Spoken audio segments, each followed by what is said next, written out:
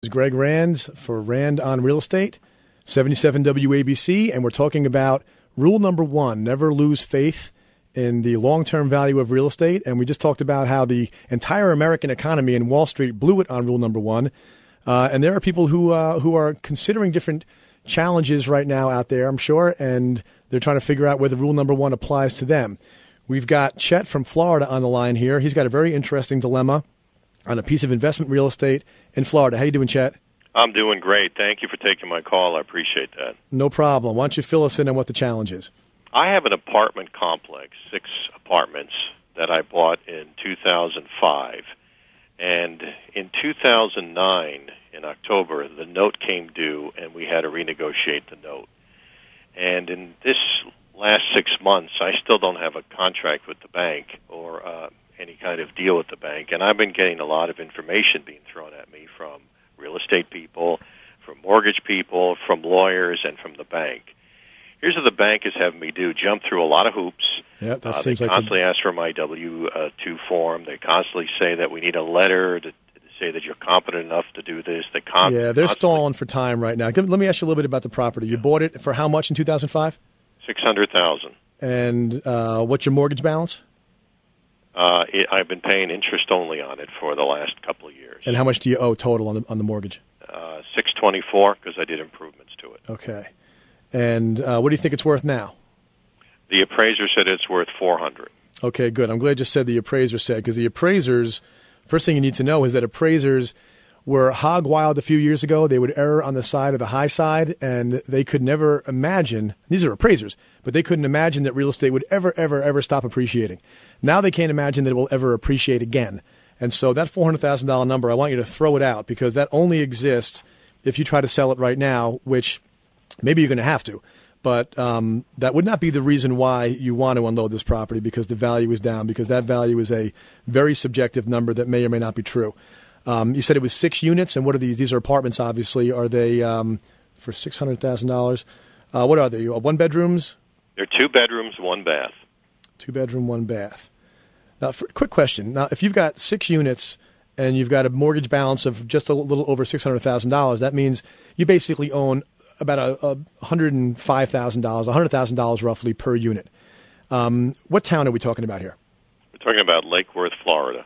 Lake Worth. And what's the brand name town nearest to Lake Worth? West Palm Beach. West Palm Beach. Okay, everyone's heard of West Palm Beach. What about a condo? Are there condos in and around Lake Worth that you could buy that are similar in size and neighborhood to what you're talking about here? Yes.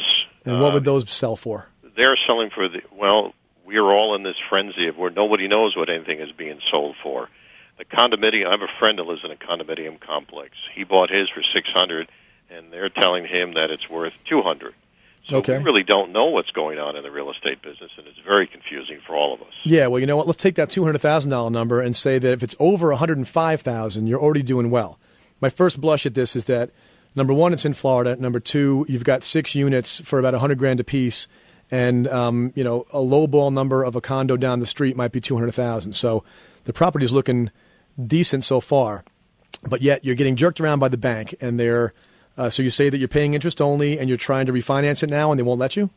Well, they're trying to refinance at a very high interest rate. They're telling me the lowest they can go is 5%. Now, before it was much lower, and it was easy to take care of the property and keep it clean and upgrade it.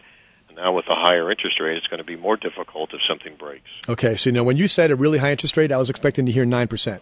5% is actually pretty darn good still. What the bank is doing is this is obviously one of those banks that got caught up in the madness in Florida during the boom, that was offering interest only, take as much money as you want, borrow as much as you want. And if they're going to move you to 5%, it isn't like you're getting raked over the coals here on an interest rate if you're still paying anything under 7%.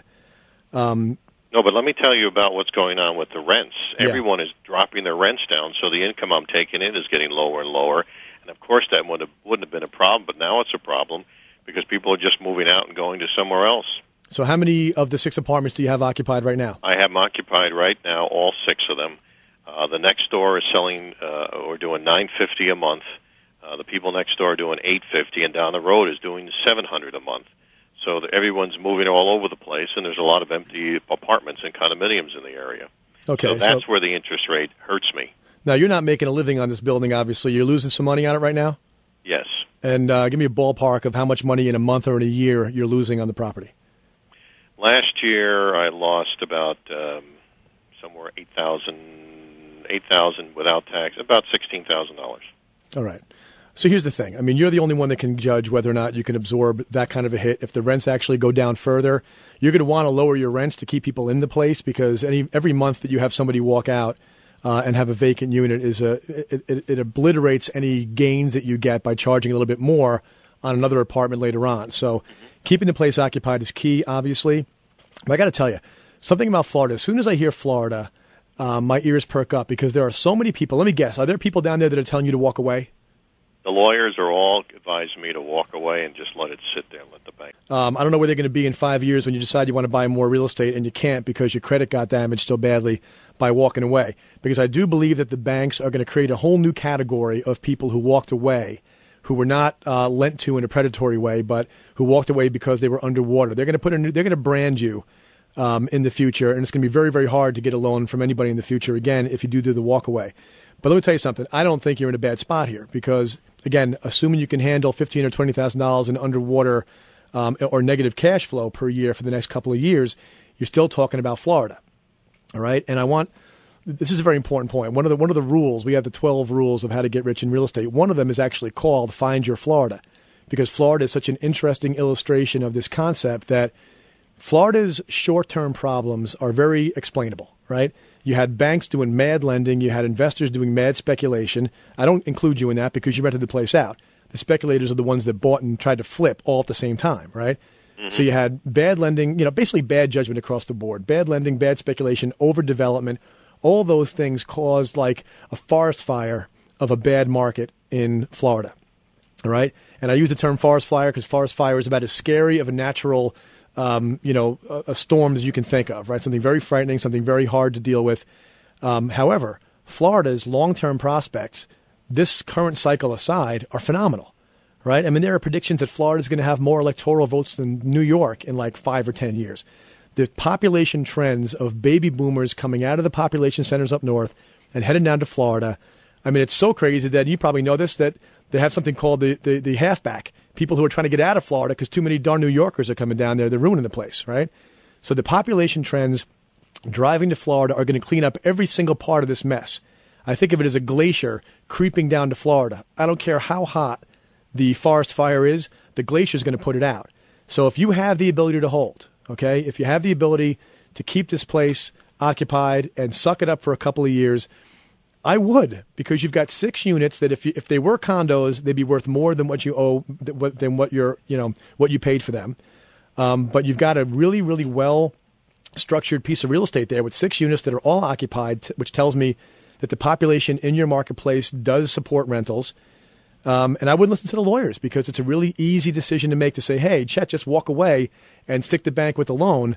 But at the end of the day, I would tell you that I would make a forecast off the back of my napkin over here that this building is going to be worth $1 million or more in 10 years, and you'll be back to positive cash flow just if you can ratchet up the rents $50 a month when the economy continues to improve.